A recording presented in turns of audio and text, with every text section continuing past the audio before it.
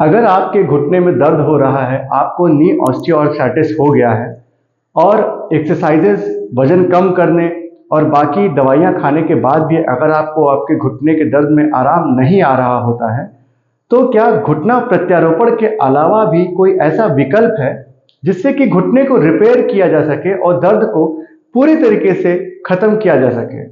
ये क्वेश्चन बहुत कॉमनली हमसे लोग पूछते हैं कि क्या सर बस यही विकल्प है कि केवल एक्सरसाइज किया और दवा खाया नहीं ठीक हुआ तो सब लोग बोलते हैं कि जोड़ों को बदल दो, घुटना प्रत्यारोपण, नी रिप्लेसमेंट सर्जरी करवा लो।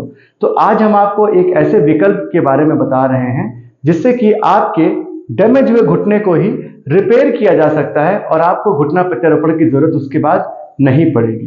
तो इस वीडियो को ध्यान से देखिएगा।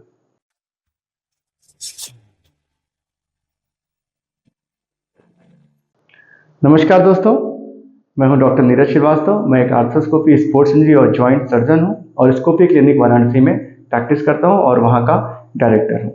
देखिए, घुटना दर्द एक पैंडेमिक की तरह है और हमारे जैसे पुराना वीडियो भी आपने देखा होगा जिसका कि लिंक भी डिस्क्रिप्शन में है कि घुटने के दर्द हो जाने पर उसको कैसे बिना किसी दवा द्वारा या बिना किसी सर्जरी द्वारा ठीक किया जाए, जिसको कि हमने टॉपिक दिया था घुटने के दर्द का रामबाण इलाज।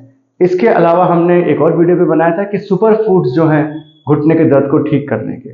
तो उस वीडियो से हमारे बहुत से पेशेंट बहुत ही लाभान्वित हुए हैं और बहुत से लाखों में मुझे उसके रिस्पांस मिले और कमेंट्स मिले। बट एक चीज़ जो हमें और भी उस वीडियो के बाद देखने को मिली कि सारे पेशेंट कहता कि डॉक्टर साहब हम तो इसके बाद भी ठीक नहीं हो पा रहे हैं। तो एक सबसेट ऑफ पेशेंट है जिसका घुटना इतना खराब हो चुका है कि केवल एक्सरसाइज, अपना आदतें बदलना और वेट रिडक्शन और सुपर फूड जो घुटने के हैं उन सबको करने के बाद भी उनका दर्द ठीक नहीं हो रहा है और उसके बाद भी उनको चलने में परेशानी हो रही है। तो वो मुझसे ये सवाल पूछते हैं कि डॉक्टर साहब क्या किया जाए, क्योंकि हम जिसके पास भी जाते हैं लोग बोलते हैं जी आपका घुटना खराब है, घुटने को बदल दो, उसका प्रत्यारोपण कर दो। तो कोई और विकल्प है क्या?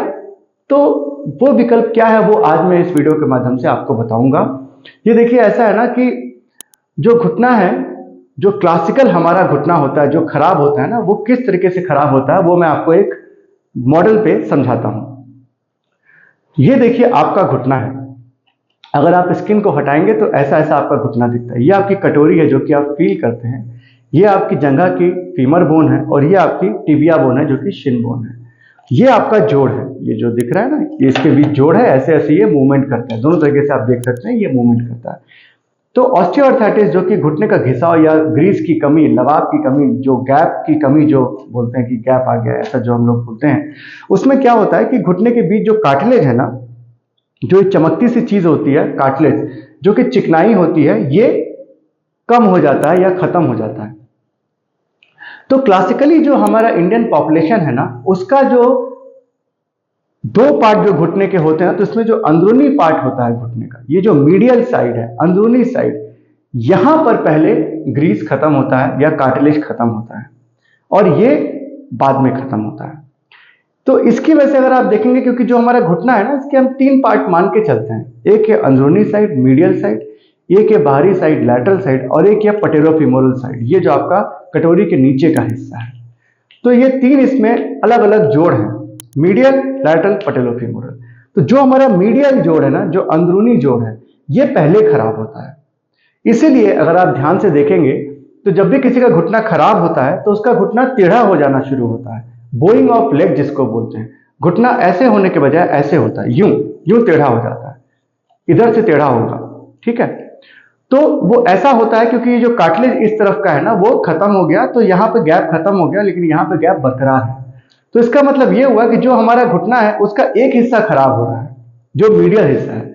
लेकिन अगर आप दूसरी चीज देखें तो जो आपका लैटरल हिस्सा है ना, वो बिल्कुल ठीक है अभी। तो अब हम करते क्या है, एक ऑपरेशन करते हैं जो कि बहुत बड़ा ऑपरेशन नहीं है, जिसको कि हाई टिबियल ऑस्टियोटमी बोलते हैं, HTO। उसमें क्या करते हैं हम लोग कि जो हड्डी का टेढ़ापन है ना, इसको सीधा कर देते हैं। उससे क्या होता है कि ये जो वेट ये पोर्शन ले रहा था, जो कि ऑलरेडी खराब हो गया है, जो कि शुरू से बचपन से आपका वेट लेते लेते अब खराब हो चुका है, इस चीज को बाईपास कर देते हैं और इस घुटने को सीधा कर देते हैं, जिससे कि जो हमारा वेट लेने का एरिया था वो इसकी बजाय ये हो गया। अब जो ये एरिया है ना आपका वेट लेने का, ये अभी भी बरकरार है, इसमें कार्टिलेज है, इसमें ग्रीज है, इसमें गैप भी है। तो अब इस हिस्से के बजाय ये हिस्सा आपका वजन लेने लग जाएगा। इस सर्जरी को बोलते हैं हाई टिबियल ऑस्टियोटॉमी।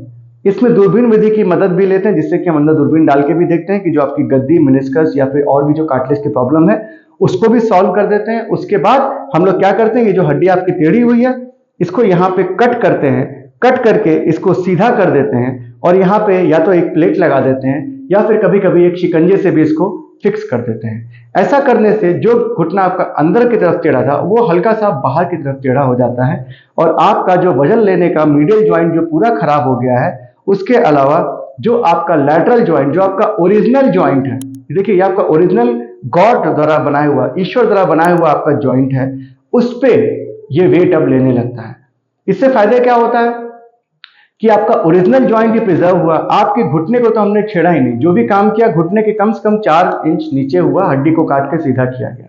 तो इससे क्या होता है कि आपका ओरिजिनल ज्वाइंट जो था वही रिपेयर हो गया। जो हिस्सा खराब था वो वजन लेना बंद कर दिया, जो हिस्सा अभी ठीक है ये वजन लेना शुरू कर दिया।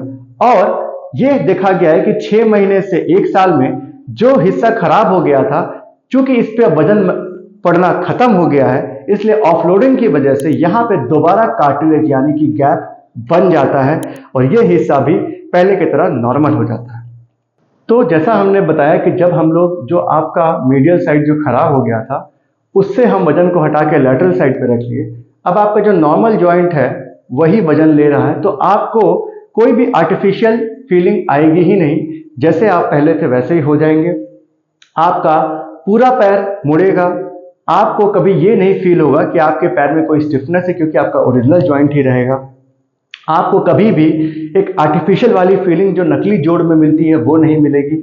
आप जमीन पे भी पूरा पैर मोड़ के बैठ पाएंगे, इंडियन टॉयलेट भी यूज कर पाएंगे, दौड़ पाएंगे, कूद पाएंगे। तो जैसा आपका ज्वाइंट पहले था बिल्कुल वैसा ही आपको नया ज्वाइंट एक मिल जाएगा high tibial osteotomy STO surgery के बाद। देखिए एसटीओ जो सर्जरी है ना, ये बहुत पुरानी क्लासिकली एक सर्जरी हुआ करती थी, जो कि आज से 40 साल पहले, 50 साल पहले भी लोगों ने शुरू की थी करना। और धीरे धीरे जोड़ प्रत्यारोपण के आने के बाद ये सर्जरी फेड ऑफ हो गई। धीरे धीरे जैसे कि और भी टेक्नोलॉजी बढ़ी, एमआरआई आया, अच्छी क्वालिटी का एमआरआई आया, फिर आर्थ्रोस्कोपी विधि आई, दूरबीन विधि आई। उसके बाद से क्या हुआ कि आर्थ्रोस्कोपी विधि द्वारा हम और कंफर्म हो गए कि एसटीओ सर्जरी करना है कि नहीं करना है, और बाकी जो और दिक्कतें थी उसको भी सही करने लग गए। दूसरा एमआरआई आने के बाद से ये मालूम चला कि हम ये श्योर हो गए कि हमारा लैटरल ज्वाइंट बिल्कुल ठीक है।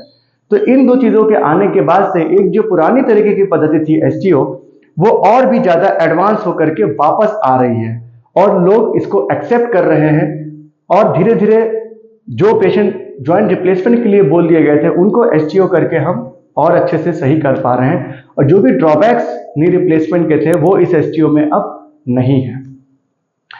तो अब एसटीओ करने के बाद क्या ध्यान रखना होता है? देखिए, चूंकि ये एक आपके हड्डी में एक तरीके का हमने कट किया, एक फ्रैक्चर किया और उसके बाद एक प्लेट या फिर शिकंजा लगाया है, इसलिए शुरुआत के कम से कम 1 महीना आपको वॉकर के सहारे हल्का वजन देके ही चलना होता है और धीरे धीरे ही रिकवरी होती है, जो कि कम से कम 6 वीक्स लेती है।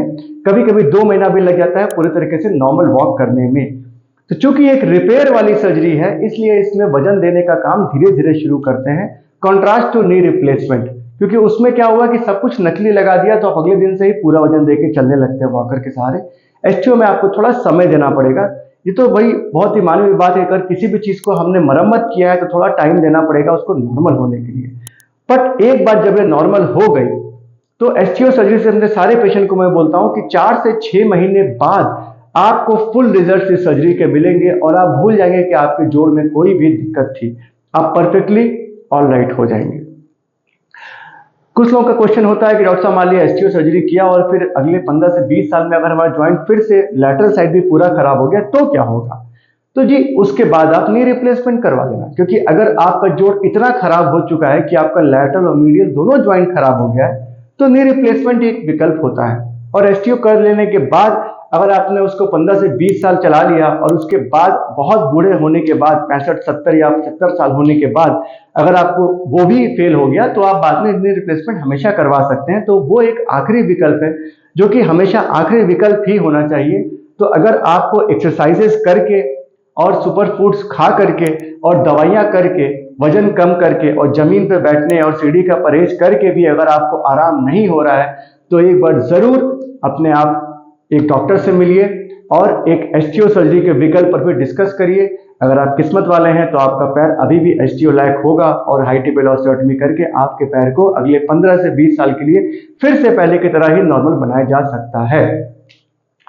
देखिए, एक जो डर होता है लोगों के मन में ना कि भाई सर्जरी तभी करवाना है जब बिल्कुल चलने लायक नहीं रहेगा, तो एस्टियो सर्जरी में मैं ये बताता हूं कि जब आप बिल्कुल चलने लायक नहीं हो गए तब मतलब आपका जोड़ कंप्लीट डैमेज है, तब नहीं ये काम करने वाला।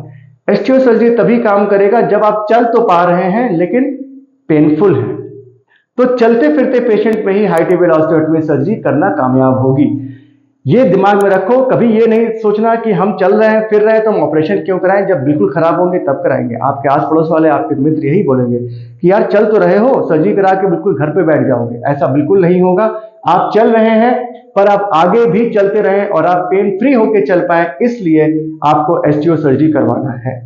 तो एस्टियो सर्जरी होने के लिए एक जागरूक पेशेंट होना बहुत जरूरी है, जो कि समझे कि उसको ऑपरेशन क्यों चाहिए, वो अपने डॉक्टर पे ट्रस्ट करे, अपने आप पे ट्रस्ट करे, भ्रांतियों से दूर रहे, थोड़ा लिटरेचर पढ़े और साइंस पे ट्रस्ट करे। अगर आप एस्टियो सर्जरी सही टाइम पे करवाते हैं तो दोस्तों इससे अच्छा कोई और एक ऑपरेशन बना ही नहीं है।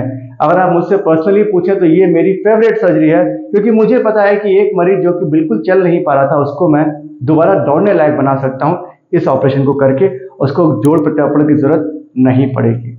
अगर आपका पैर टेढ़ा हो रहा है, अगर आपको बोइंग ऑफ लेग हो रही है, तो बिल्कुल समझ जाए कि आपको एस्टियो की जरूरत है, इससे पहले कि जॉइंट पूरा खराब हो। एस्टियो करवाइए, पैर सीधा कर लीजिए, आपकी चाल भी इंप्रूव होगी, आपका दर्द भी खत्म हो जाएगा और आपके पैरों की जो लंबाई होगी थोड़ी सी बढ़ेगी। तो ये था all about high tibial osteotomy यानी कि एस्टियो सर्जरी। हमने इसमें सारे डाउट्स आपको बता दिए। इसके बाद भी अगर आपको कोई दिक्कत होता है तो आप हमसे डिस्कस कर सकते हैं, हम आपको कमेंट सेक्शन में इसका जवाब देंगे और अपना आप और भी डिस्कशन हमसे व्हाट्सएप पे जो नंबर है उससे कर सकते हैं।